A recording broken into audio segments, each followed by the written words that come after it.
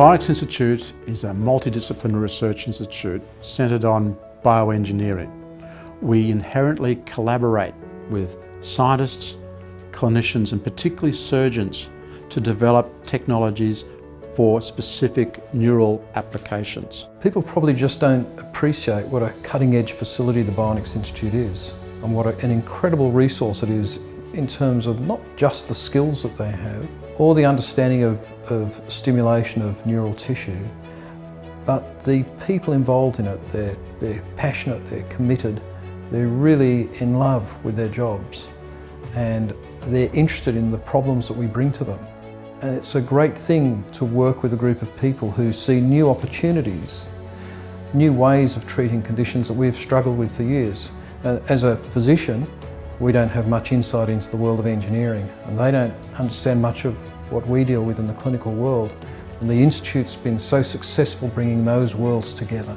My daughter is Alana Brown. She's 10 years old and she's a bilateral cochlear implant recipient. Alana was diagnosed profoundly deaf at the age of 12 months of age, and she was implanted with her first when she was 16 months old, and she was implanted with her second implant at 20 months.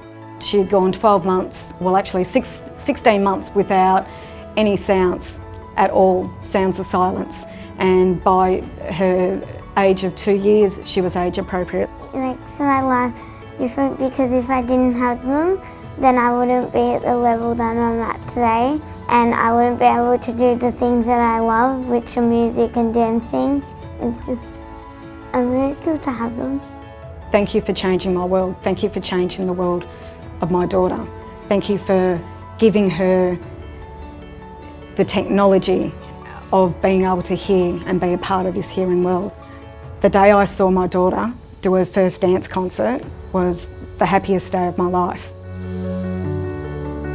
Because I've got RP, which is retinitis pigmentosa, which leaves me seeing just light and dark and a massive swirls going around. For 2 years I came in and tested the prototype of the bionic eye. I can remember one time we actually, right at the end of the testing, had a semi-portable backpack on. And the crew and I, we went out and we walked around in the streets, and that was amazing, and went to a cafe, which I used to always go to during lunch times, and to see the barista behind the counter was the first time that I had seen him, and the phosphines actually gave me a shadow, an outline of him. And to know that there was someone in front of me was just an amazing feeling. I would like to say thank you to the Bionics Institute. An amazing group of people and brilliant. I think the brilliance of the researchers, just to say thank you for what you're doing for people. So I love deep brain stimulation as a therapy. It has tremendous capacity to transform people's lives, and it's also a great challenge in order to deliver it really well and to see patients getting the optimum result. The shake's dramatic, untreated, unmonitored. No cutlery, can't shave, difficult to wash, not safe in the shower.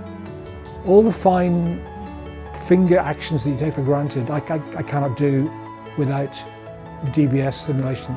So what we're seeing now is David's deep brain stimulation is being switched off, and you can see in this tremulous state that David's quality of life would be very impaired. He'd have difficulty drinking or eating or writing or doing many of the activities that we take for granted.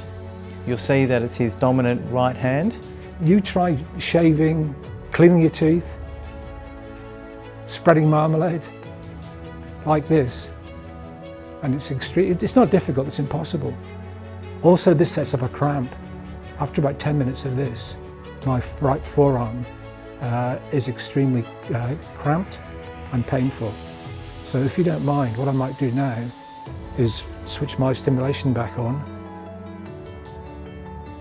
All right. This is me stimulated. No shake. Slight speech impediment. Our current work focuses on trying to develop a next generation of deep brain stimulation to improve upon the current therapy. The current therapy suffers shortcomings such as stimulation side effects due to overstimulation, and also at times people cannot receive enough stimulation for their condition and their symptoms return. You can really only do this sort of work with organisations like the Bionics Institute. You need a special group of people. The people need to be engineers, mathematicians, basic scientists, people who understand the safety of electronics and how to implant them into living tissue. That's a really unique skill and very few organisations have access to it.